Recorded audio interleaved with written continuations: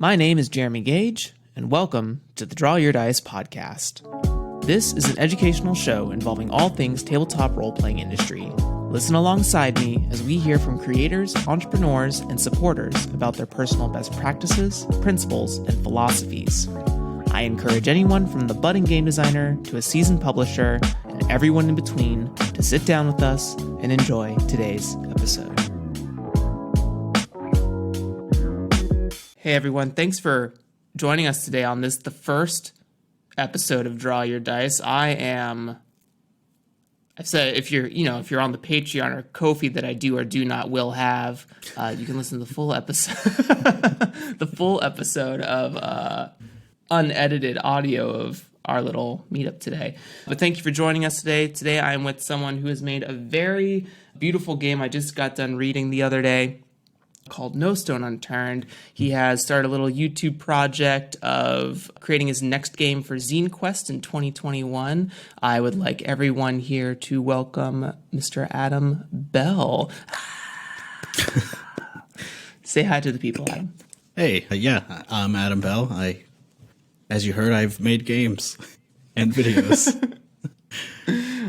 Why don't you, just so the folks at home can get to know you just a tiny bit, why don't you give us like a brief walk of life up to being interested in game design and then whatever that spark was for game design? Because I like people to know that game designers are more than just game designers. Yeah, I like to say that I'm a game designer among other things because it's a hobby at this point in my life. Maybe eventually it'll be more than that. But yeah, I didn't do really any game design in tabletop RPGs until like a year and a half ago, 2 years ago, maybe. So I've been playing board games since sometime in college. I was really bored with college as a thing and wasn't interested in my major anymore, but the sunk cost of years of tuition. So I needed something to do with my brain that wasn't just going to class and hating it. So I got into board games and played a lot of those. Once I got out of college, made a lot of friends through that, started going to game conventions, and at some point in there, I had played some D&D, but like wasn't super in love with it. At some point, I had bought some other indie games. I forget what. It might have been Blades in the Dark, actually, was the first one that I had bought. And I thought that was cool, and then I played around with like designing board games because that was still, what I knew the most, and I enjoy doing that, but it's a lot more work. It's not an easy hobby, I think, to design a board game because there's so much more that has to go into like making a balanced game. There's a lot of balance, and then it's a lot less rewarding, I would say, because it's a lot more of a corporate space, board games. Like you either have to make your eyes bleed doing a Kickstarter and somehow get successful, or like sell all the rights to the game away to some publisher and then barely make any money. So like, what's the point? I have to wrestle with all those intellectual property deals and things like that. Yeah, there's just a lot more to it. Whereas I started getting into tabletop role-playing game design through, I found Itch at some point, and then I heard about the Sad Mech Jam game and started reading a bunch of those. I feel like that was probably a big moment in the Itch side of indie dev. So I didn't make anything for them, but I was reading those games and I was like, there's a lot of cool stuff that's happening here. And then I think the next game jam I saw was something called the Wizard Jam. So I just made a silly little like party game about wizards, and then that was it. About a month later, I started working on No Stone Unturned. That's awesome. That's really cool. I really like this little journey of, I think that's a thing for a lot of people I talk to about, like, when did your first game happen? Oh, around college or so. Like, some people have been into it since high school or even younger because their dad or their mom was a, D&D second edition player or something to that effect, right? So I love that sort of Blades in the Dark. Blades in the Dark, I think, for me, was also one of the first games beyond D&D. Like, I played D&D first. I was like, this is fine, and everyone like that I know is playing it. But I think there are other things out there. Like, I've always been a big proponent for non-mainstream. I guess I'm a little punk on the inside when it comes to like games, and I'm just like, there has to be something more like in its own lane that's just like cool and, you know, hip for me. And there is. Turns out there is. There's a lot of it. This, you know, that could be a whole podcast episode in of itself of how people. There's so many games. Everyone just go support people and find the thing that really tells the story you want to tell. So now that we know a little bit more about Adam, we'll get into the meat of this whole show. We're going to talk about, if this is your first time listening, we kind of do a mini design commentary on a game that our guest has ideally published, though I don't want to ever make it seem that I don't want new designers on here too, just because we'll also be talking about games that Adam is currently wrestling with or working on currently. But we're going to talk about some published games and see what sort of that in review looks like for Adam. So Adam's selected game is No Stone Untouched, which I had an absolute blast reading. I loved pretty much everything about, and when I say pretty much, I don't mean like there was something I hated. That's not what I mean. I just mean 33, like, no good. Yeah, that's a no-go. No, I really enjoyed reading it. I think it has some really smart ideas. I think this is a game I would recommend to people as their first role-playing game. Oh, wow. I think, no, seriously, because I think the systems are simple enough that it starts from a place of that everyone is creative at the table, where I think one of the fallacies with traditional D&D, I use that as because it's sort of the first stepping stone for a lot of people into the hobby. You know, it creates the dichotomy between GM and player, and that the GM is the creative mastermind, whereas all the players are just kind of like watching your novel unfold. And that's the reason I was trying to find other games. What I love, and we'll certainly get, you know what, let's just do it, because I don't want to spoil too much before we get there. So I figured that we would, you know, kind of just run down the book in a kind of semi-quick format. I made a couple of notes on different chapters here, but I think you would tell it best. What is No Stone Unturned about? So it's a game about basically long after some sort of societal collapse, which you can or cannot define. It's up to you. The societies are starting to pick up the pieces, but the world is kind of in shambles. So it's sort of post-apocalyptic, but I distinctly want it to be like far after the apocalypse. So you're not dealing with like actively the world is still on fire. Like you're starting to piece it back together, and you are building up like as a table. You define a settlement and like build out this map of the world, and then you are going out on basically adventures, like standard RPG adventure style thing, into different locations. But as players, the game is really asking you to pay attention to your effect on those places, because you're not the only people in the world. You're not the only creatures in the world. And so you should keep track of like what you're doing and how that affects what already lives there, or how that affects like if some of the world is still unstable from whatever disaster. So it's about that cycle of like the effects of exploration on both the world and then on the characters, because it encourages introspection and stuff like that too.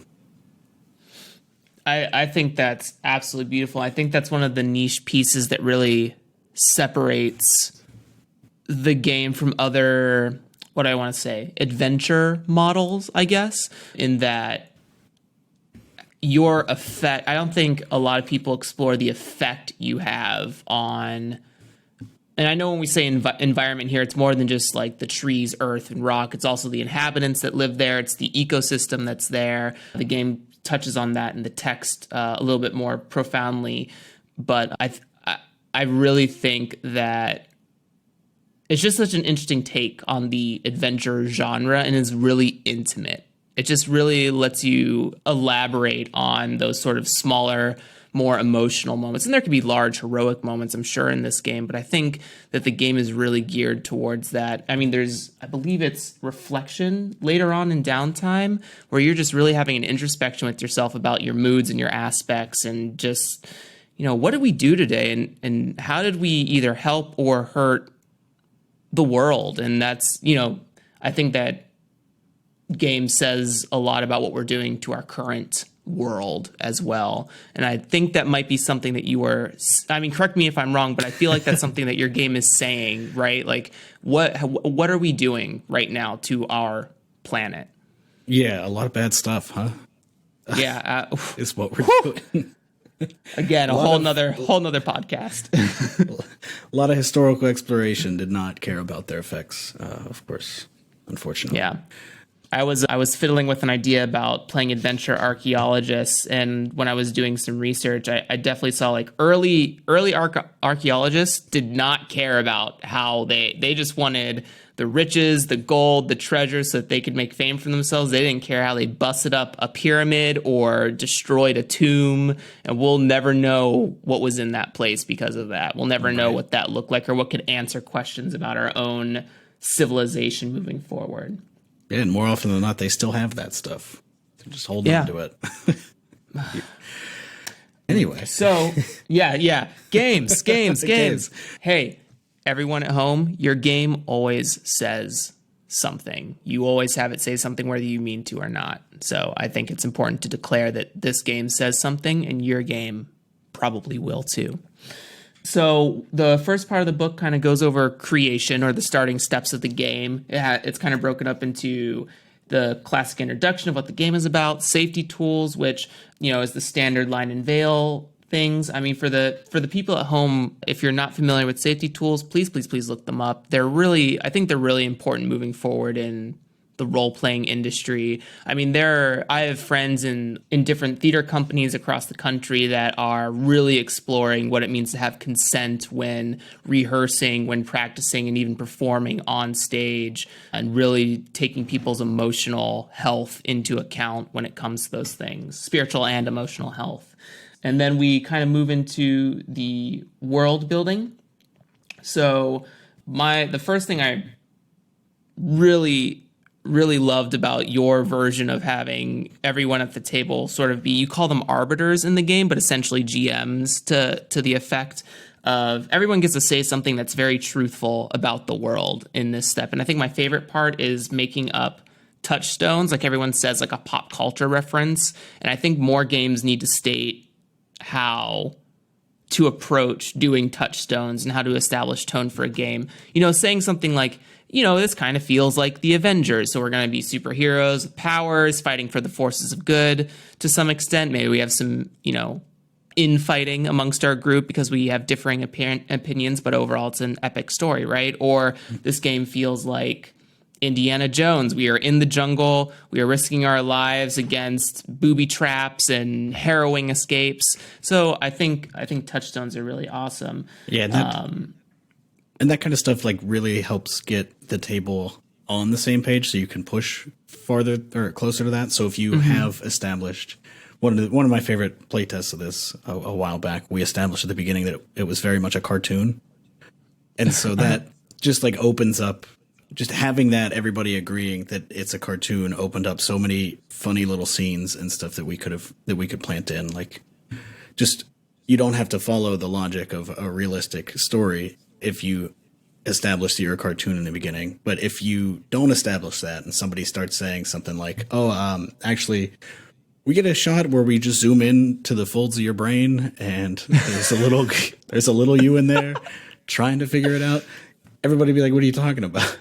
But if you're establishing that like the tone is something where that's possible, then I just feel like it has helped me a lot, because you don't want one player to be like, oh, we're doing a grimdark adventure where everything's hard, and the other person's like, I just want to hang out and talk about goofy stuff. I want to pet this rabbit. Let me pet the rabbit, dude. Then the rabbit bites your head off. That's a reference for anyone that might get that reference. Yes. It is. I found it. So, talk to me about sort of the, I guess, process of coming up with what do I want to say? I think in my notes I said like the abstraction of world building. What was kind of I know I have the ludography in front of me, but I want you to kind of talk about your inspirations for creating this world building / character creation flow, if you will, the session 0 flow.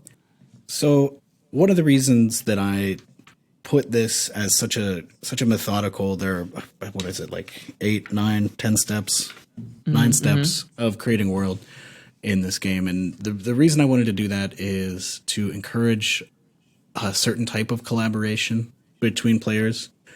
There have been games of like other GM-less games that go great. Like they don't have very structured anything. It's just like, oh, talk about the world and then start playing in it, which can work. But I have had a few times where it didn't work, either because, some people didn't want to speak up, or just things like it's hard to put your ideas forth whenever somebody else is bringing forth an idea and you're like, oh, well, mine might interfere with that. I'll just be quiet. And so you kind of end up with this cooperative approach to making a world that maybe waters down some of the more interesting ideas that you don't speak. So I wanted to make something more collaborative where everybody's putting things into a pile, and then that pile becomes something like new and better.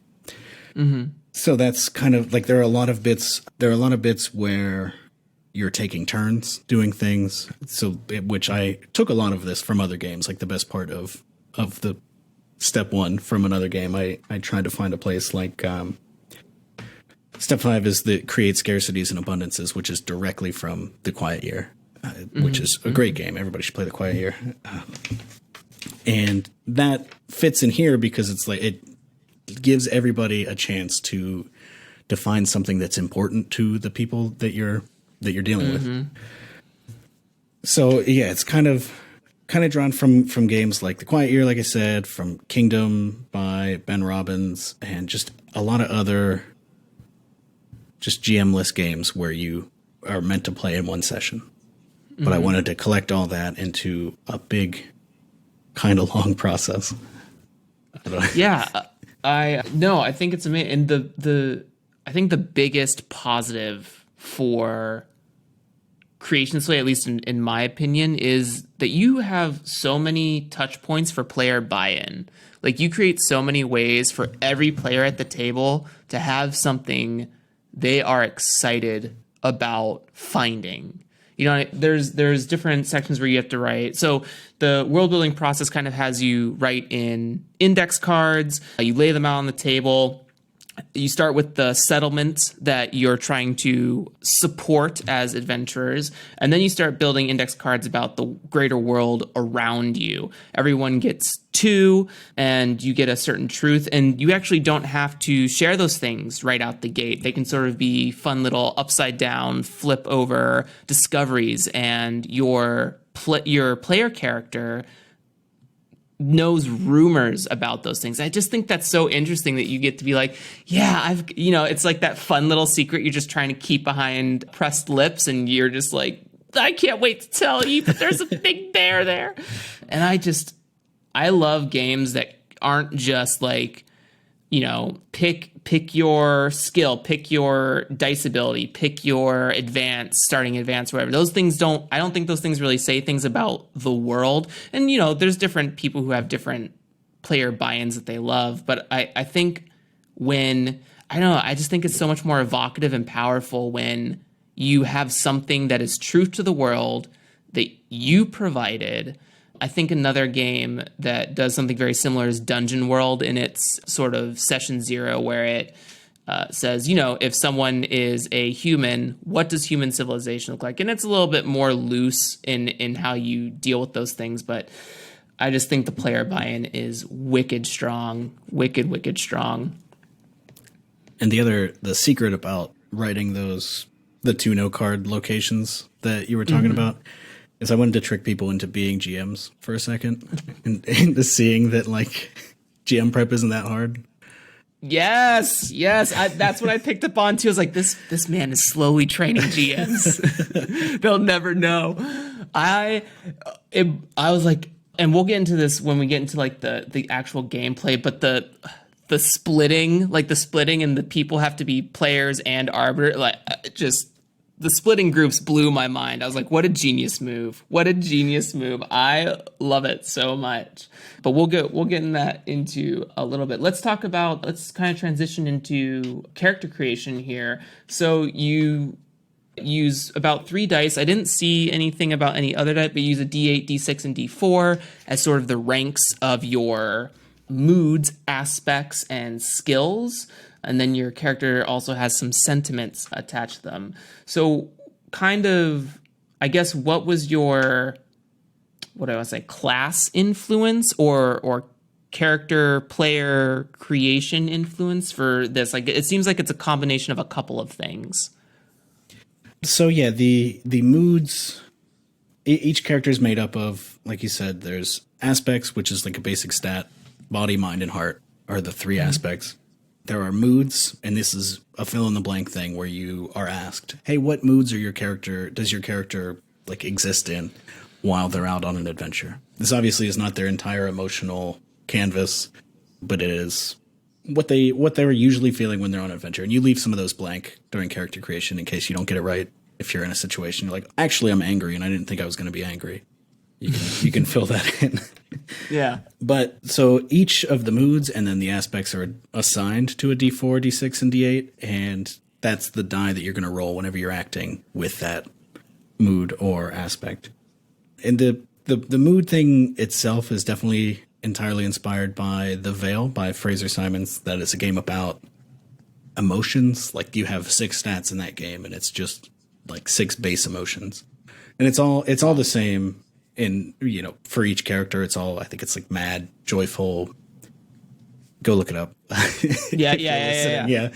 So I liked that, but it always felt a little bit restrictive. So I wanted to be a fill in the blank thing. Cause for one, if somebody rolls up and is like, okay, my character is angry, they're quiet. Is that a mood? That's a mood. And they're joyful. That kind of like paints a picture of somebody that is, like, those are the 3 things that this person's doing. They're either mad about something, they're empty-headed, or they're having a blast. Like, and where am I? What am I talking about?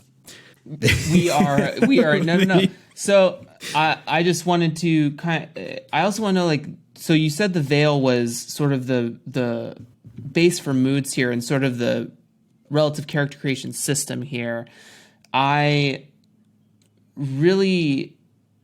think that having a fill-in character creation is really exploratory for this is one of the things why I said this was a great new player game, because everyone at the table has the ability to kind of guide what your abilities are, give input, right? Because I think, if we think about D&D for a second, and this is episode 1, I have no extreme love for D&D. I will say that. I want my taste to be present to everyone who listens to this show. Yeah, I'm with you there. But I think one of the fallacies with D&D for new players, just because it's mainstream, it is not an easy game to learn. And it's also not an easy game to teach a new player too, because let's just talk about ability scores for like one side tangent thing for a second. Ability scores translate to ability modifiers, and you have to know the ranges for those things. So when you say my ability score is 18, you're never using that 18 for anything. It just denotes what your it's just, there's so many layers to getting to understand what your character is about that I think it creates a really big stopgap for people. Because I've tried to get new people into games where they are, it's just such a big book. There's so many rules.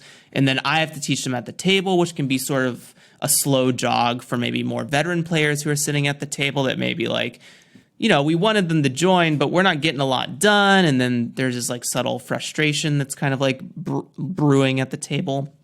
What I love about your system is that someone can just kind of haphazardly go, okay, these are my 3 moods. Or they can be like, I was thinking about this concept from another game or a show. How can we make that work here? What words do we need to put on this paper to make that work? So I think that the system you've built for character creation, keeping it simple to like, this is a rank 1, 2, and 3 skill that you have, or a rank 1, 2, and 3 mood or aspect that you have. And I think that stuff is really powerful for approachability and accessibility. We talked about this in the Brain Trust. If you don't know what the Brain Trust is, go listen to the podcast. They're sponsoring this episode. No, they're not. So yeah, Yeah, I think you did I guess real quick, the other things on the character sheet are skills, which is another fill in the blank. Just write down 3 things that you're good at, and it'll help you on your dice rolls. And then sentiments is the last thing, which are 3 things that your character holds dear. So that might be, you might, and this is another completely fill in the blank thing, catching on a trend with this character sheet. The sentiments could be like, I have a great relationship with my mom, or I have a rake that I carry around and I like it a lot. Like, it's just like 3 things that your character really cares about. And those, first, from a design standpoint, those are inspired by a game called Never Tell Me the Odds by, I looked this up, I forgot, by David Somerville. It's like a one-shot space scoundrel game where you don't have stats or anything. You're always flipping a coin, but your character has 6 things that they care about from 6 specific categories. So that was a cool game. And I was like, that's great tech to put in a role-playing game. Because you can then later, when you're playing Millstone Unturned, risk those. You'd be like, I really need to succeed this dice roll, but whatever I'm doing internally to succeed in this might put at risk my relationship with my mom. Like, she doesn't want me doing this dangerous stuff, and it's going to be hard to look her in the eyes or something like that. I started feeling feelings just now. I saw my own mom. Whew. I love my mom, everyone. I really do. Shout out to Mom. Mom, if you're listening to this, I love the shit out of you. I swear. I should call more. Yeah, me too. Yeah. Call your moms. Yeah, I really love the fill in the blank stuff. And I love that I think the skills and the sentiments are the loosest, but also sort of the most powerful when it comes to player agency. Because, some more traditional style RPGs kind of put you in a box of a character type. You are the warrior, you are the wizard, you are the rogue. These are your skills, right? You don't get to break that lane.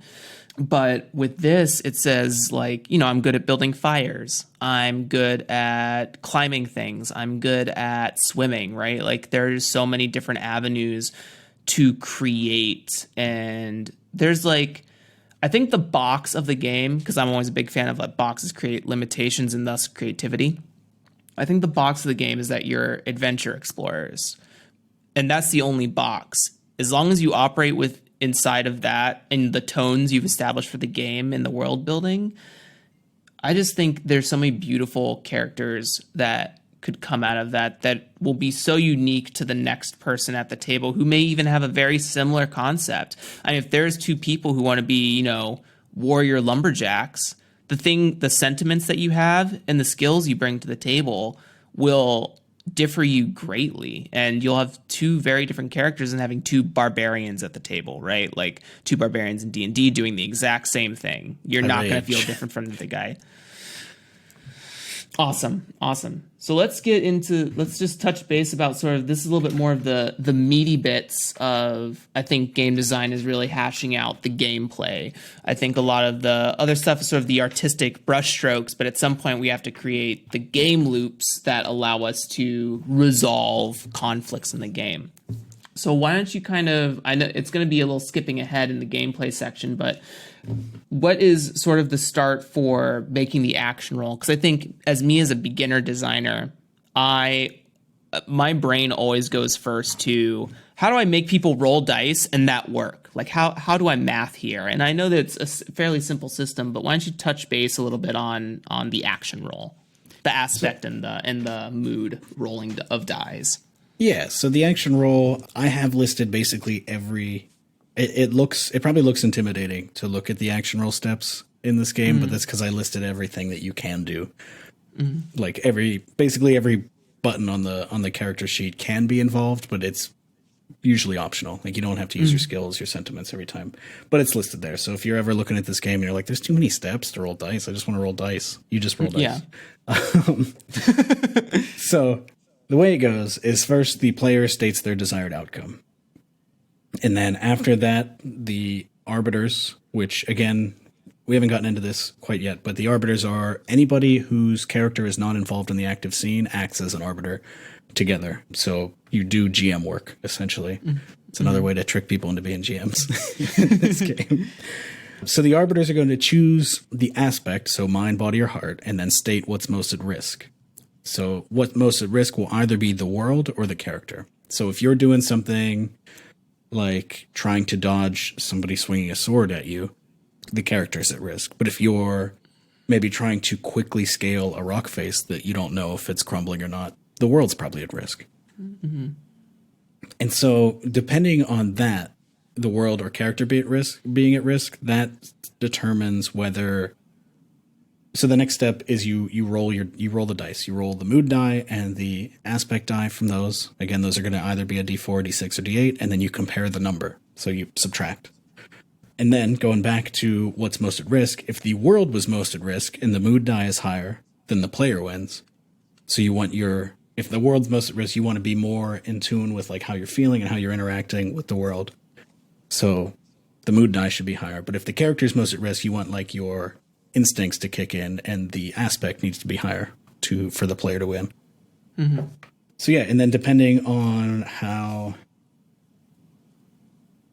the difference between those two rolls, so if it's one difference versus like 4 plus the numbers, that determines like just the degree of effect. And the way effect works in this game is a little bit of tech taken from a game called the Indie Hack. And that is itself, I think, a hack of the Black Hack, which it's hacks all the way down. We have a long family of the hacks. And the Indie Hack is by... Oh, God. Hang on a second. I have it on my shelf. I should get it, but...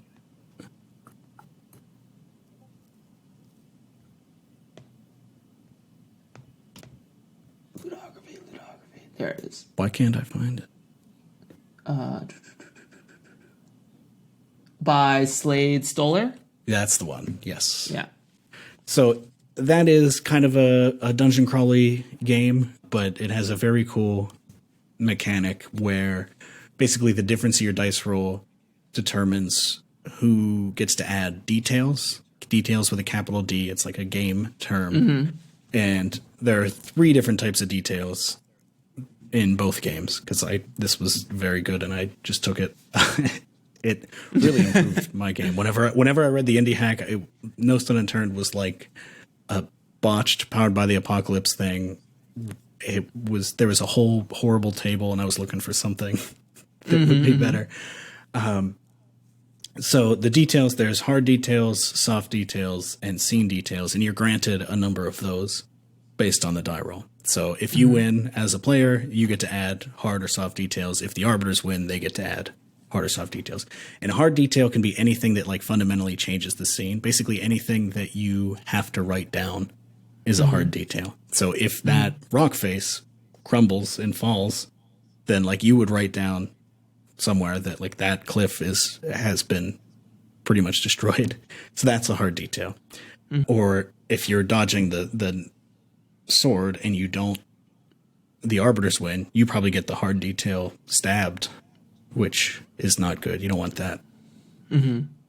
Soft details are just things that are well, they're softer. So just anything that, you don't have to write it down. It's just like, oh, I made it to the top. So the soft detail is I ascended the cliff. Yeah. Something that's kind of more temporary than just the moment to moment stuff. Yeah, for sure. Yeah. I found it interesting. I know it's not mentioned in the book, and I don't know if you've played it or read it, but the game Iron Sworn by Sean Tompkins, I just brain blasted there for a second. It's very similar to his system about how he uses challenge dice and action dice. And in his game, he uses 2d10, which represent the challenge dice, and then an action die, which represents your character. You roll all 3. If your action die, with some modifiers, is lower than both challenge dice, that's a bad move, bad outcome. If it's in between those numbers, it's a hit, partial hit. I don't remember what the specific term is. It's partial success, and then on the move. And then if you rise above both of those challenge dice with your action dice, that is a great result.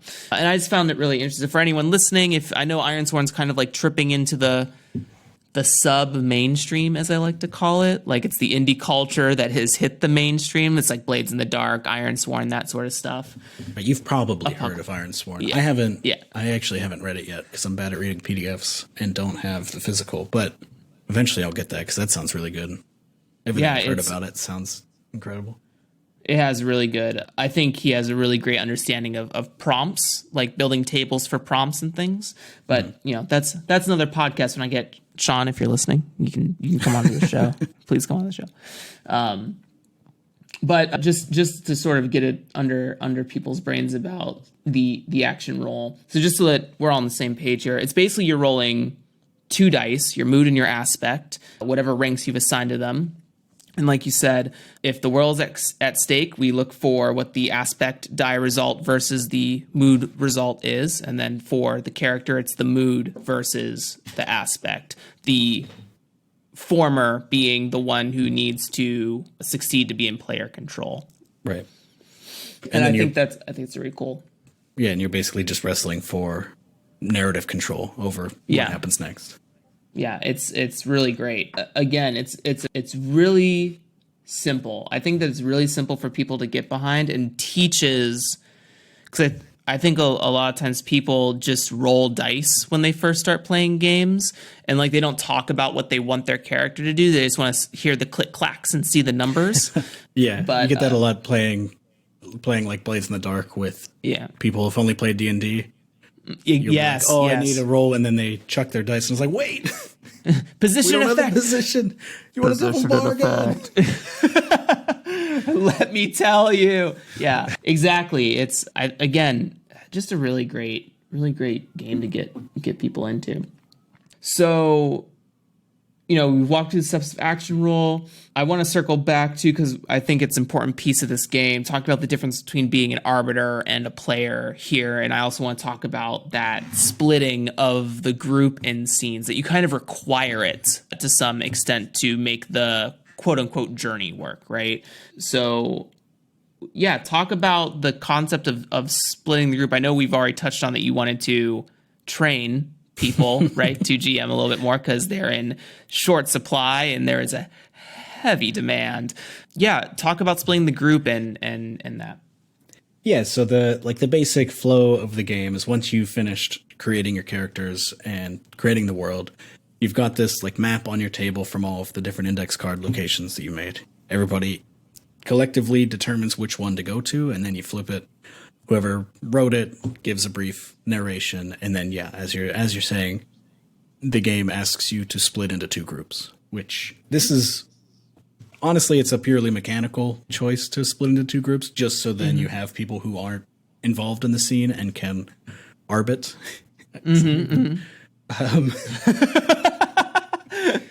It's a verb. It's a verb. I'll find it. I don't know if I ever used it as one.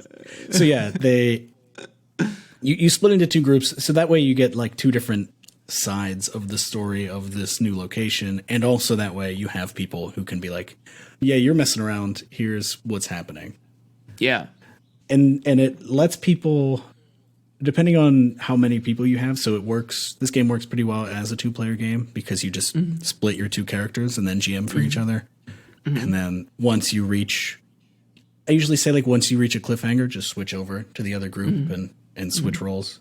And so you basically do that, and then you make action rolls until you find some narrative conclusion there and head back home. Or whatever. You don't have to head back home. That's up to you. I never went back. I'm just the mountain man now. So yeah, like the goal of the characters, like the locations that were created all have, you're asked to add something that can be of value there, something that is going to be dangerous to the player characters, and something that the players are going to be a danger to. So you've got a reward, you've got a danger, and then you've got collateral. And as you play this adventure out, anytime you do something that might endanger that collateral, whether that's the ground is unstable, or the people here are quite persnickety and don't like, they're not going to have a good relationship with our settlement if we fuck around too much. Can we swear on this show? Yes, please. I have the filthiest mouth. So children, parents of children, and also children of children, beware. Children of parents. Children of, well, I think I meant children of children. Okay. Yeah. Technically, I don't know. Listen, I'm flying by the seat of my pants here today. So, so yeah, the reward is going to be, it's going to give you something to like look for. Whether that's these people know how to cook really good food, and so we're here to try to get them to teach us how to cook really good food, or take their cookbooks or whatever. Mm-hmm. Don't take their cookbooks. That's quite rude. If they offer them. Right. So those three things are there basically to structure what this looks like, and to get these arbiters to have something to branch off of. Oh, you failed the dice roll. What was the danger listed? Yeah, let's bring that in. Mm-hmm, mm-hmm. It's kind of like a little bit of a position effect sort of thing, right? Because I always view position effect from Blades in the Dark as a position is what the enemies can do to you, whereas effect is what you can do to the enemies, right? Or whatever the narrative is providing. So I really see a little bit of semblance with danger and reward kind of being that same sort of thing. Danger is what the environment can do to you. Reward is what you have to gain by endangering yourself, right? Yeah. So one mechanic I kind of want to touch on before we kind of come out of gameplay and move to a little segment change here. So, well, I want to get the downtime, but take a little break for us. I want to talk about the overloaded mood mechanic a little bit, because I really like that you put both a soft and hard version of it. Soft being, roll under the checkboxes, whereas hard is when you hit that checkbox limit. What was kind of your thinking behind an overloaded mood? So this again is definitely inspired by the Veil. The Veil has, I think they're called mood spikes in that game, where if you fill out the box completely, if you act in a certain way 6 times, then you spike in that mood, and there's a whole mechanical weight to it. And so I just enjoy that. I like checking off boxes on sheets at a very base level. It's fun to track things. Yes. But I wanted it to be a little more dynamic. So yeah, if you have a D8 mood of feckless, then you have 9 different boxes next to that. And so each time you act feckless, you check off a new box. Once you get half of those boxes full, so once you get past 4, you have to start paying attention to the die that you're rolling. So the D8 that you're rolling for feckless, if that comes under the current track, so if you've been feckless 6 times and you roll a 5, well then you kind of overload in feckless. You've been spending basically your entire adventure in a feckless mood. I always forget what feckless means, and I just keep saying it. Yeah. I know it's feckless. It means to be feckless. Come on. lacking initiative or strength of character. Yeah. I have a feeling for it that it's not necessarily a great one, but so yeah, you kind of overload in that, and this is a way to represent the stress of the adventure on your character. You were asked to pick moods that your character feels whenever they are on adventures, and then we're going to look at what happens when your character is feeling those moods too much. Maybe just go home and rest if you're getting close. If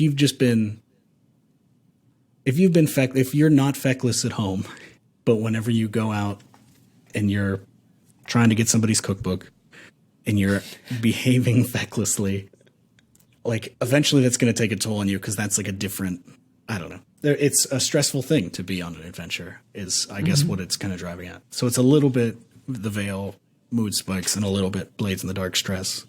Mm-hmm. Yeah. Did I? Yeah. Absolutely. I think that one thing I think this episode is really shaping up to kind of be about a little bit is that I think when people first start designing, and I have also fallen in this trap, we want to innovate. We want to make the new dice system. We want to make the new, like, we want to be the Blades in the Dark hot thing that comes to be, because that's the thing that got us excited. And as with all things that we create as humans are very bad at making up things. Oh, you what can't we're just really make a new good thing, at, yeah. we cannot make up anything, but what we can do is combine stuff. And I think what this episode is really, I think a piece of what's really saying is that it's okay to take ideas from other people and honestly, like, one-to-one them. Sometimes you want to change some stuff, and sometimes there's some licensing issues involved in that potentially, but there's no shame in seeing something like, man, that is really fucking cool. I want to play more of that. I just want to play it in a different version. I was watching the second episode of your YouTube series, which I'm going to put in the show notes below here, where you're kind of starting a new Zine Quest 2021 idea. But you mentioned, what is it called? Dusk. Songs from the Dusk? Mm-hmm. Is that what it's called? Yeah, Songs from the Dusk. So Blades in the Dark traditionally is very, like, moody, London town, steampunk, everyone's backstabbing, and a lot of the hacks that have come from that have been all very grimdark interpretations of it, just in different genres, military fantasy, sci-fi. But what you said, and what I also like about Songs from the Dusk, is that it's a very, like, hope-inspired genre. It's about rebuilding. It's not about, you know, really elaborating on the turmoils of existing as a character in a world under the Forged in the Dark system. I know that, and this is not to, you know, I don't want to shit on any hacks of Blades in the Dark, because I think there's certainly a place for all types of stories at all types of tables. But there was a person out there who said, you know what, I want to look at the bright side of the system. I want to see what bright stories can be told from a game like this. And I think that when you look at other systems, other games that inspire you as a game designer, what do you like that isn't present right now in the game? If you want a Blades in the Dark that sings a little bit more about the heroics or about the bright side of things, make Songs from the Dusk. You know what I mean? Like, make a game that focuses more on the environment than fighting goblins. Make No Stone Unturned. You know what I mean? Like, part of the game design process, at least in my belief, is that you just have to add your want onto something and you've got a game. Yeah.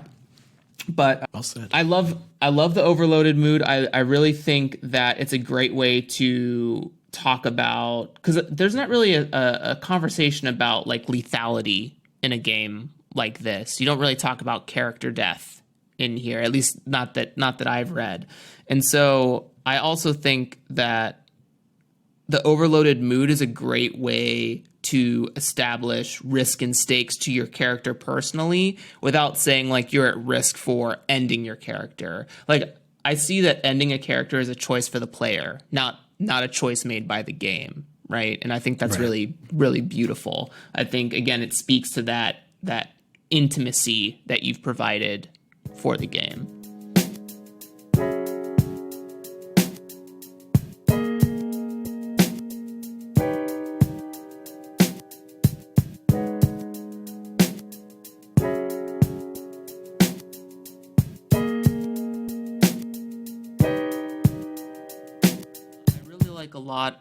I like that you're very, what do I want to say, lenient with downtime, which I also think speaks to the feel of the game. I know that in Blades in the Dark, you know, it's all about spend your coins, spend your rep, make sure you have the resources to downtime. Did you piss off your vice purveyor? Like, you're checking against all these things.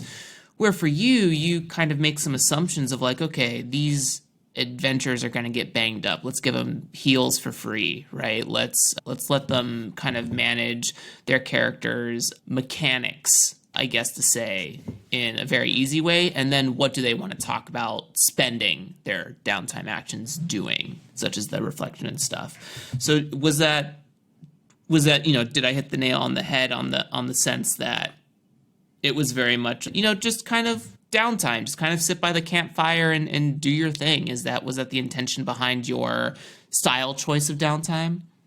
Yeah, so there's a kind of a combination of, I sometimes do find Blades in the Dark downtime to just be a little bit like, I'm all banged up and stressed, so instead of doing the cool stuff, I guess I'll just indulge my vice, which you can get some good role playing out of the vice indulgence, but you don't get to make a long-term project and stuff because you only get the 2 actions unless you spend coin. But I'm the type of person playing games that I don't like to spend anything. I wanted all the shots. Right. It's nonsense, but So yeah, the way it is by default is you get 1 action, but you can just collectively decide that you want to spend more downtime. But when you do that, at the very beginning of downtime, and then for each action you all take, you're going to roll for a complication in one of the locations that you've explored. So we talked a little bit about the collateral that is on the location that you're keeping track of whenever you're adventuring, what you're interfering with. And then whenever you leave, you're going to roll against table. So this is similar to the entanglements, in Blades. Yeah. Where it's like, okay, if you didn't do much collateral, then maybe you roll and not much happens. Like, yeah, they're not happy with you. Yeah, that damage is there, but it doesn't get worse. Whereas if you left 6 to 7 collateral, there's nothing good here. It's getting worse. They don't like you. They're coming for you, whatever.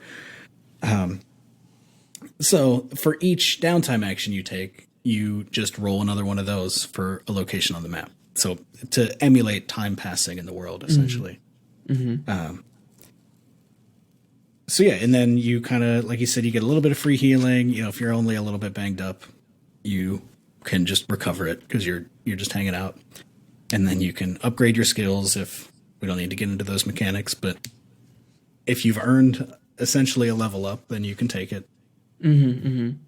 Yeah, and then you do downtime actions. So everybody does one, and then another one, and then until you're ready to go on another adventure. Yeah, again, I think this is one of those things where, like you just said, Blades in the Dark can be very harsh and require you to really have some resources behind you to get done all of the narrative things you want to get done.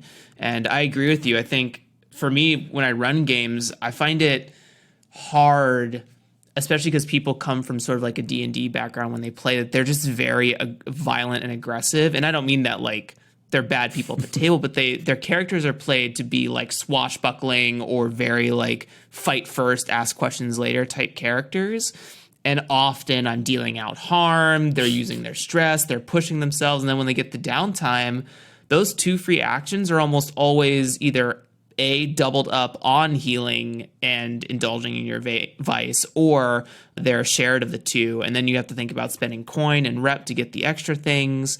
And, if they're not playing the smart criminal game, and I don't want to say anyone's playing a dumb version of Blades in the Dark by being, assassins, because that's a crew book. So play the assassins. But if they're not kind of playing, quote unquote, the game, they're really kind of put on the back step, especially as like beginning characters who don't have a lot to them. And you're just spending the whole game healing and stressing and fighting and healing and stressing and fighting until you have enough advances that say like, I have a little empire under me now. And there's a very low middle ground for that. Either like you switch it on or you don't have it, right? So I really love the sort of like, you know what? I just want people to heal and then do the cool narrative stuff as well. Like I want to give them both. And I think that, again, it's one of those things where I just want you wanted a different style of a game you have played. And thus that created your game, right?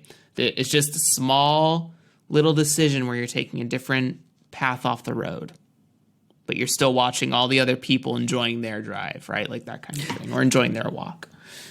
You're people watching. The hack. Yeah. And it's good to I like downtime as a concept in Blades and every other game that has arrived in, just because it's nice to just take that back step and take a breather. You kind of did a lot of both did a lot in the story, but then also a lot of creative work to play the game proper. So it's nice to just relax a little bit and be like, oh, I'm gonna reconnect with my sentiments. I need to make it up to my mom for don't bring her for back doing such this. a dangerous thing. Like, look, I'm safe. I'm here. Aw.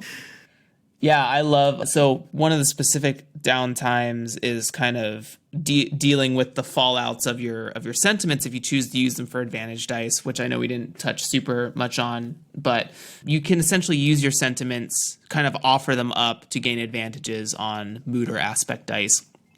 And then during downtime, you kind of, like he said, you have to deal with that stuff. You have to be like, you know what, I did it even though my mom didn't want me to, and now my mom's relationship with me is at risk. And I don't want that to stay true, so I want to do something about that. I had to offer up the last shotgun shell I had, and now we don't really have a way to, defend ourselves, and I don't know if we've invented black powder in this world, so I have to deal with that, right? We have to figure out ways of dealing with the things that we sacrifice. It's not just an abundant resource that we can constantly reuse over and over again. We have to manage it. And that's true of life as well. We make choices that kind of start to stretch relationships with different things that we have before we have to come to a breaking point and address them. And then, so beautiful work so far, Adam. Truly. Thank you. I don't see anyone that shouldn't offer this game as a first player choice for sure. I know I've said that probably for the 5th time now, but it has some really nice, easygoing things that don't say okay, you now have to play a blood hungry, even a cleric in D&D, right? You don't have to just stop the undead. You have to deal with the people of your faith. You have to kind of test your own faith a lot of the time, speaking in a vacuum to the cleric. And then your book kind of moves into a classic agenda things, just talking about different principles of how to play the game well or how to play a role-playing game, period, which I think is standard for anyone making a game. I think one of the biggest things anyone can read up on is different agendas and figuring out what you do and do not like, because a lot of people are coming into being a GM blind and honestly don't know what they're doing. And I don't want part of this show to be like the bash of D&D 5e, but the Dungeon Master's Guide is a really poor book for teaching you how to run a game. It is. The first time I opened that thing, I was like, "What? I know how to play this game. Why did I get this? This is a lot of weird rules and no guide. It provides nothing." Right. It's fine. I don't want any of D&D 5e Twitter to even touch my podcast, so that's not true. There are some lovely people out there. I'm sorry. But it can definitely be a cesspool of opinions. I mean, that's just Twitter. Also true. But yeah, agenda and principles, I think, are some of the coolest bits of Powered by the Apocalypse games, which is the first time and most often time I see that in a game is in a PBTA game. And yeah, it's just nice for the designer to be like, so you know the rules, but here's how you should play this game. Not should, but here's what you should keep in mind, I guess, whenever you're playing. And if you use these principles as your guide, then you'll get the most out of the mechanics I've provided. Absolutely. Absolutely 100%. Yeah, I don't know if that's just the game designer brain being like, oh, it's nice to hear that when I'm reading a book or what, but it's definitely nice to see that stuff. Yeah, so I think you make a good point about how it's a conversation from the game designer. You're literally talking to Adam Bell when you read No Stone Unturned, right? You're saying hey, I'm Adam, this is my game. This is a really great way to play it that I think will give you the most benefit at the table. And then, the person running it can then have their own conjecture of okay, I can see the things that you're saying. And if they're a veteran, they have their own style of doing things. And if they're new, they're probably really appreciative. So amazing. And of course you can play the games however you want. You don't have to listen to me. I don't know what I'm talking about. But if you wanted to listen to me, here it is. I think you have some really smart things to say for sure. So that is No Stone Unturned.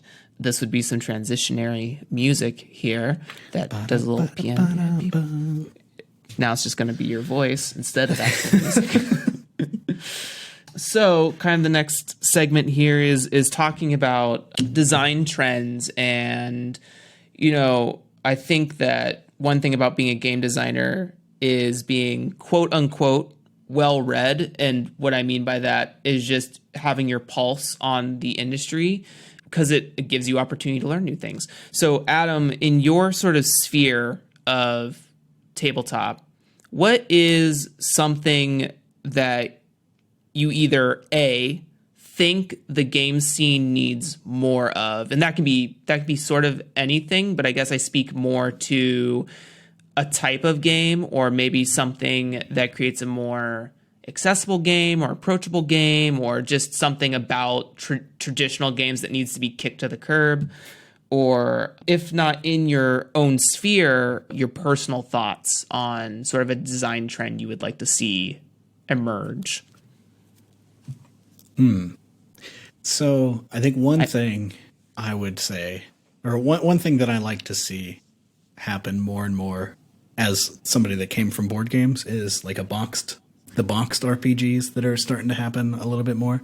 Interesting.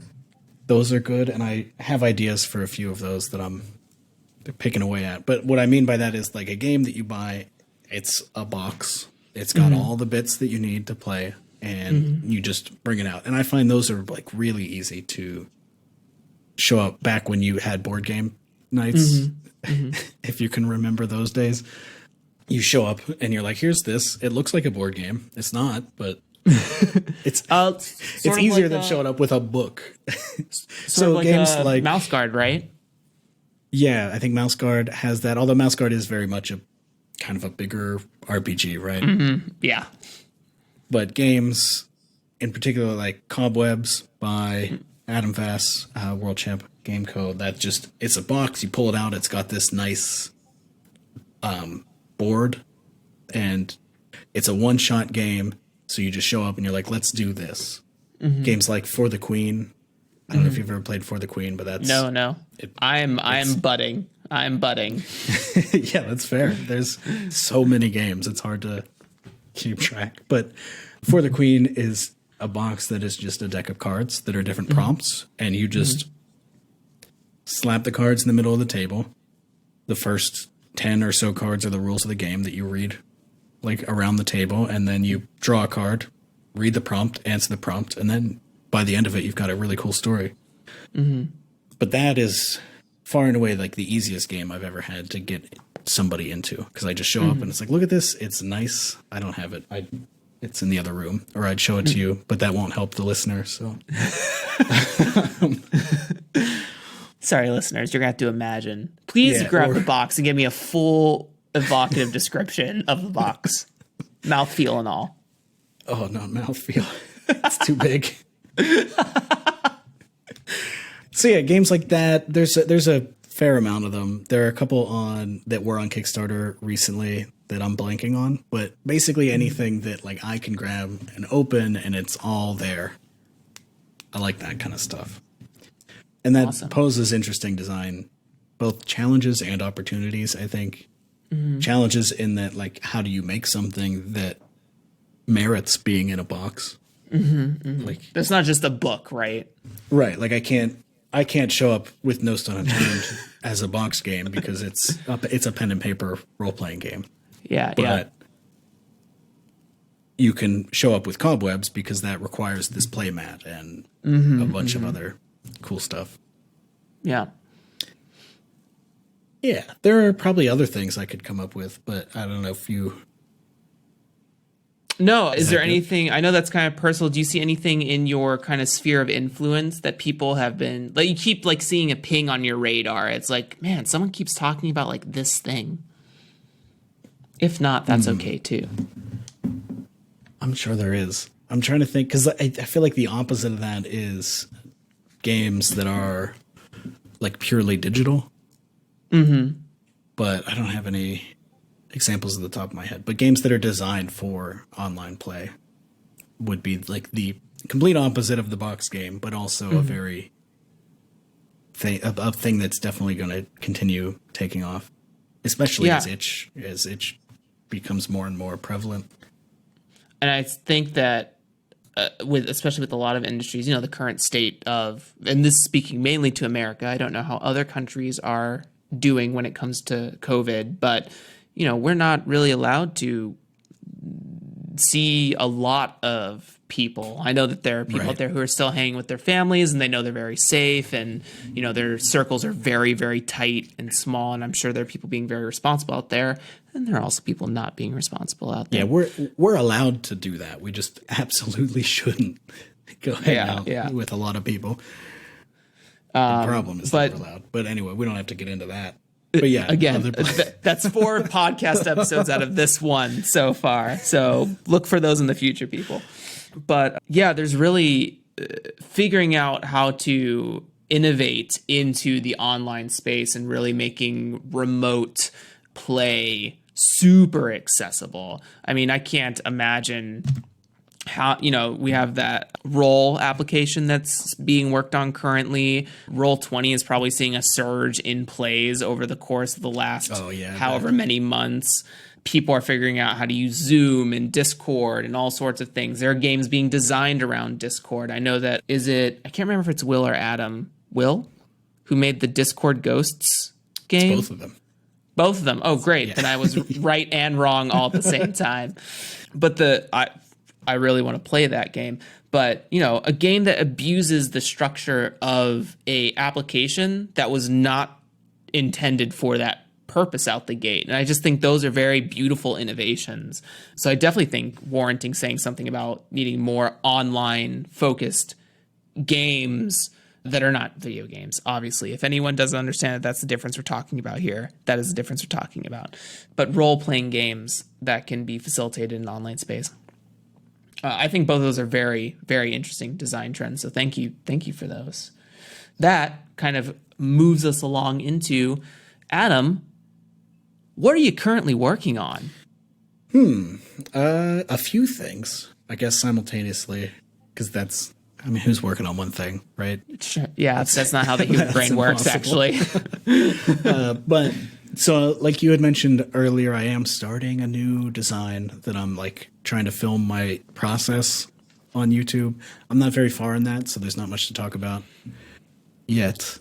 So let's see. Would you want to hear about?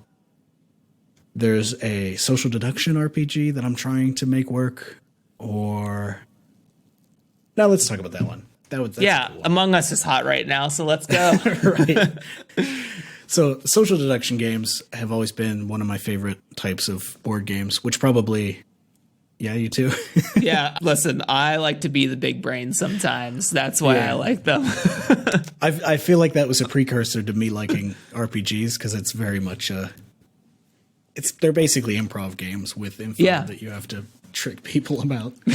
Absolutely. So I started working on this maybe in April and then stopped and have been thinking about it on and off. But a game that has that feeling of kind of PvP, lying to each other, trying to suss out who is and who isn't on your team, but have a lot more role playing and so you still have to have a mechanical framework for that, I think, in order for it to drive home.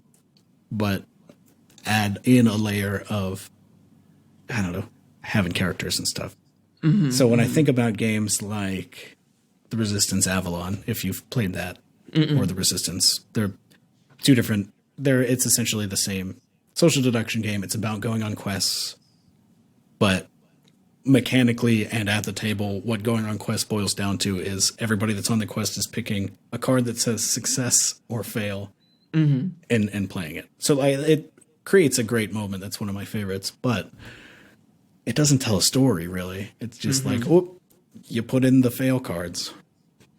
So we failed. There was a bad person on that mission.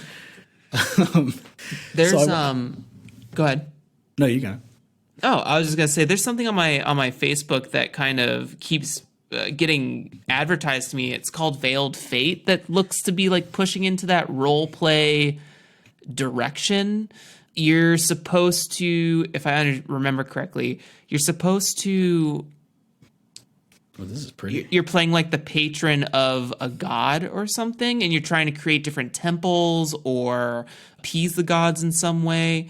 And you're like having this conversation with other people who are trying to champion gods. And I think the object of the social deduction game is to win the favor of the gods while tricking other people to favor the gods you want favored as well. And kind of like shifting those things around the board. That's my like very loose understanding of it. But I think it's something that I think kind of starts to push into a role play social deduction. I feel like Werewolf also has a slight capability. Like you could if you like really wanted to wear the hats and be like, yes, I am the seer, and you could kind of play that. But it certainly doesn't have the same sort of mechanical breadth that I don't want to say traditional, but tabletop RPG has. Yeah. Yeah, and like the goal of Werewolf is not to tell a cool story. It's right to kill the dang werewolf. so the role playing like that definitely happens more in Werewolf than a lot of other games, but it does fall by the wayside whenever you get towards the end and it's like, all right, which one of you is it?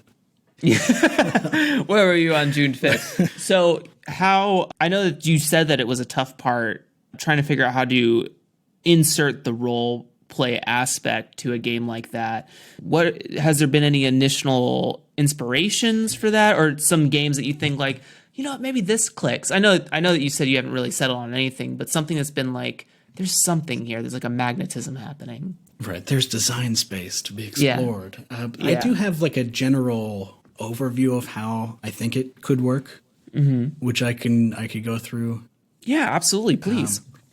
So I think, and let me plumb the depths of my memory on this design because I probably have it written down somewhere. But this is the loose and fast section. This is like the lightning round.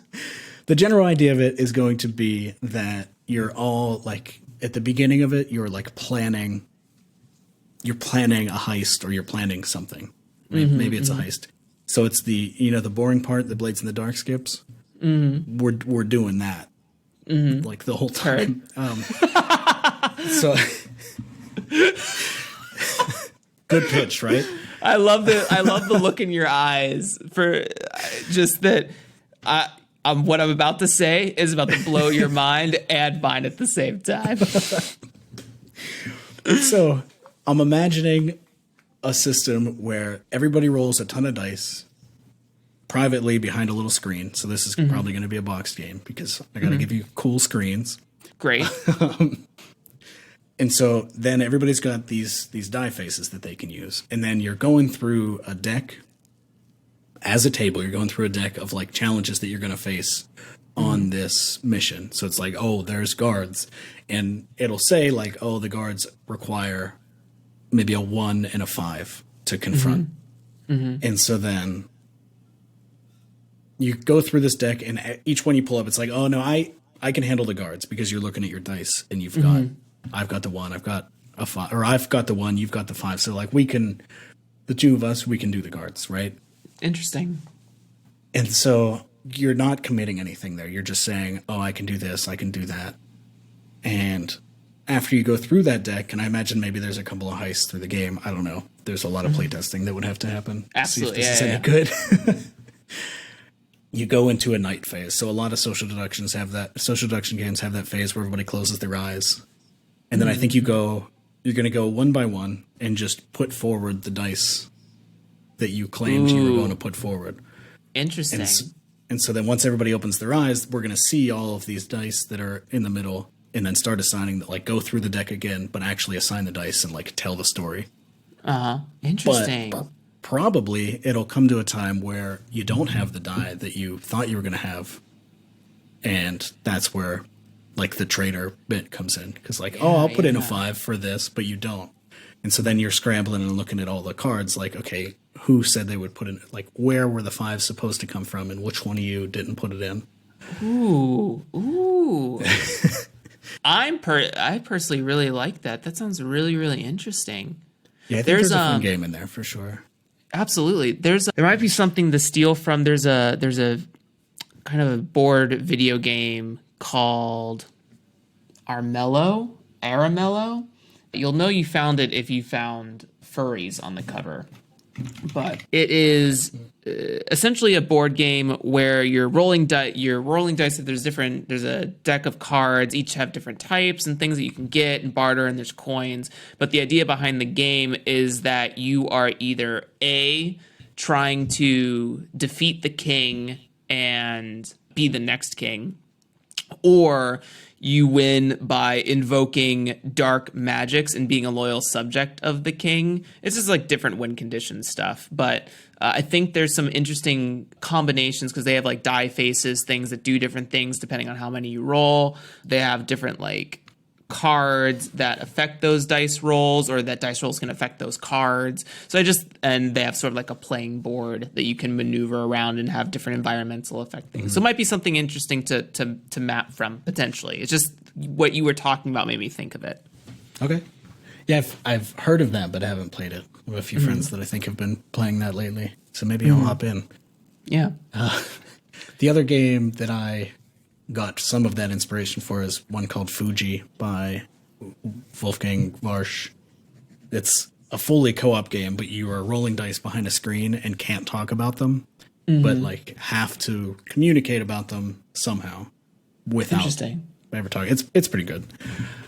But I love the idea of rolling dice behind screens and not being able to talk about them.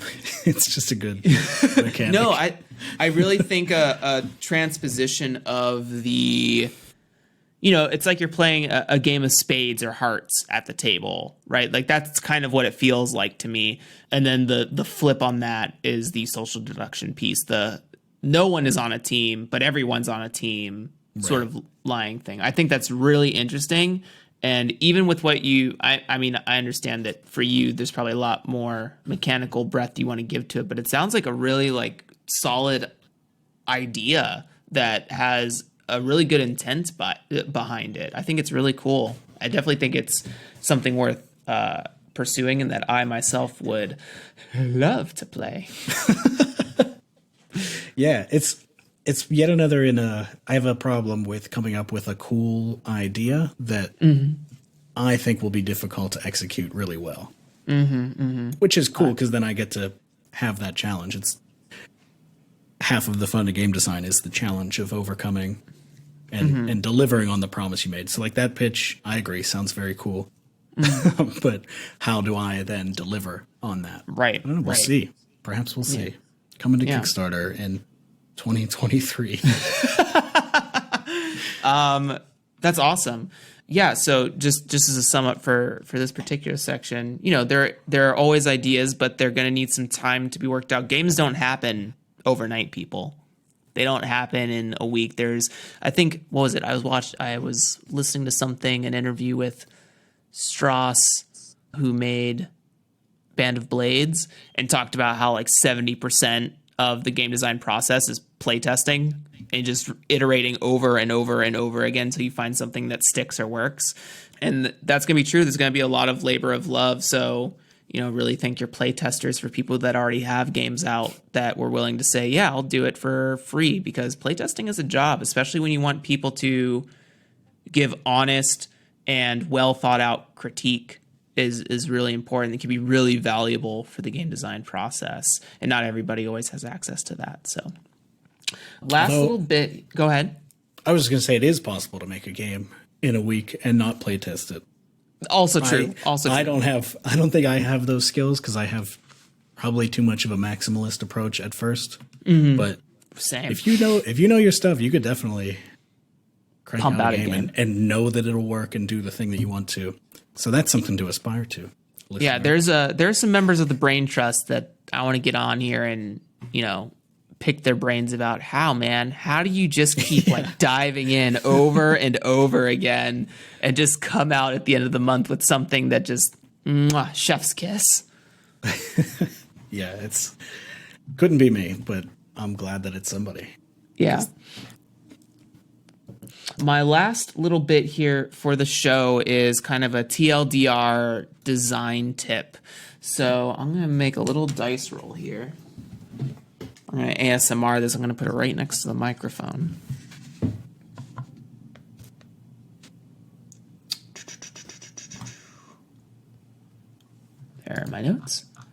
All right. Adam, whatever you think is possible, would you give a little design tip under the prompt of community? Just whatever comes to mind off of that. It doesn't have to be anything like profound, just something, because I think a lot of people come into game design just thinking about the game, but it's also about networking and collaborating and marketing and publishing. So I think that there are a lot of extra pieces to the puzzle that kind of don't seem quite into focus for starting game designers, especially for myself. You know, I'm just now touching on the networking stuff with the brain trust and meeting some really cool people, including yourself. So do you have like a little design tip that kind of hits the prompt of community? Yeah, I think maybe don't be, let's see, community. It's okay. Let it marinate. I know it's a big question. This isn't like a strong podcast question. It may not stay, but you're the test subject. So no, it's good. It's making me think of, there are conflicting ideas happening that are making it hard to answer because I start saying one and then the other one butts its way in. So I think the first one is to try not to be intimidated by what you may or may not perceive as the game design community, because it doesn't exist.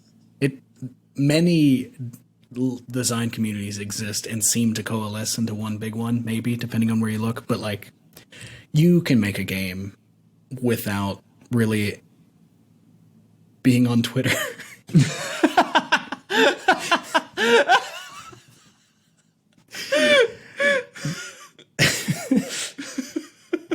I think that's the tip. Is that the tip? You can make. Oh shit. But it is good. It's definitely good to find people that, or to find somebody at least that you can talk to about your ideas and like throw them at that person or people. And even if they don't respond, like I credit my partner on a lot of my games, all of my games, because every time I'm coming up with a game, I just throw them like, hey, how's this sound? And a lot of the times I get like good feedback, but also just as often I just get like, oh yeah, okay. Just, not, but it's good to just talk to somebody. So yeah, find that. Well, that is a terrible tip. No, I think, no. I think it's good. There's something certainly about like, there is an exhaustive energy when it comes to thinking in a vacuum by yourself. You're constantly coming up at the end of a personal conversation of like, is that a good idea? I don't know if that's a good idea. And at least for me, that's what I wrestle with is like, am I saying something that like just does not make sense? Because it makes sense to me, but does it? And having someone that can kind of like soundboard you and be like, that's maybe not a great idea, or maybe think of it this way, or that is a good idea, right? Like there's so many different spectrums of how someone else can, or throw inspirations your way that you may have never thought of. Like like your idea for the social deduction game is like, oh, it makes me think of this, right? I don't know if that would have touched base for you, right? Like I don't know if you would have put that game in that place, or at least with those mechanics. So this is speaking to Aramello, which I still don't think I pronounced right, but sounds right. Sounds about right. But I definitely think there's a really important piece of, saying hello to people online or in person that are also passionate about what you're passionate about. Those communities exist. There's a whole Discord dedicated solely to the Forged in the Dark system. I am a part of it. Those people really love it. You know what I mean? There are people out there who love D&D. There are people out there who love Powered by the Apocalypse that are just out there and want to just keep word vomiting about it until they turn blue in the face. So there's someone out there who's probably had similar thoughts to you of like, man, I would love to see a hopeful Blades in the Dark. I would love to see an adventure exploration game that talks more about the campfire intimacies than about slaying goblins, right? So, but you're never going to find those people if you don't reach out, so don't be scared, as Adam has said. Right, but also don't feel pressured to, because maybe you just want to plug away Google Docs. That's the two competing tips that were in my book. Yeah. It's like, don't feel pressured to reach out, but also there's not some game design singularity that's impossible to penetrate. You can find somebody, some group. It's definitely a sliding scale for sure, depending on the person. And it's also a balance. Like, you don't need to, not every person is going to be at your beck and call 24/7 to hear your idea. Yeah. So listening while to ideas is labor. Yeah, it's just as hard as thinking them up yourself. Like, you don't super understand where the person's coming from all the time. So yeah, I guess both of those are one tip, is like, be involved to some extent, but only to the extent that you feel comfortable and that the other person that you're sharing with feels comfortable as well. And find multiple friends. You know what I mean? Some people are going to listen to different ideas better, and some people are going to listen to more or less ideas coming from you. So we are a social creature, and we need to be social, but we only have so much battery energy to spend on the social. It's different for everyone.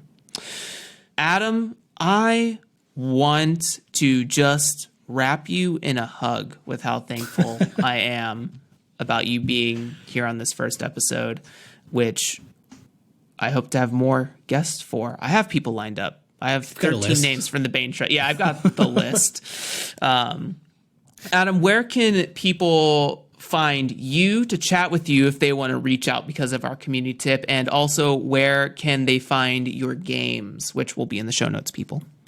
So you can go to adamebell.games for the games, and then you can go to, I guess I'm on Twitter at adamebell. I don't often tweet, but I will see it eventually if you reach out to me there, and feel free to, of course. Yeah, and then look up, I think you mentioned it'd be in the show notes, but if you just search Google, YouTube, wow, I'm 90 years old. If you search on YouTube for, it should be, I bet if it'll come up for Adam Bell designing. Yes, it does. You can find that series that we talked about that hopefully will continue. I am not making any commitments to myself on how many of those videos I'm going to make. I'm going to keep doing them until it's not fun. Yep. As with all things. Yeah. If it's a hobby, don't let it burn you out, because then it won't be your hobby anymore. It'll be a hate. It'll be a wound. Yeah. Again, Adam, thank you so much. Everyone at home, this has been Draw Your Dice with Adam Bell. Say bye to the people, Adam. Goodbye. Thanks for listening. Listen to the next episode that comes out. Thank you.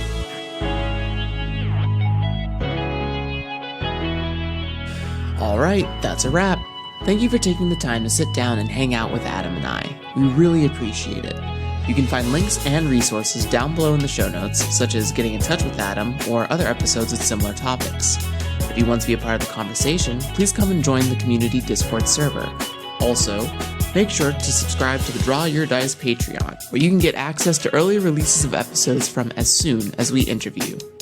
Thanks again for stopping by, and as always, I will catch you next time.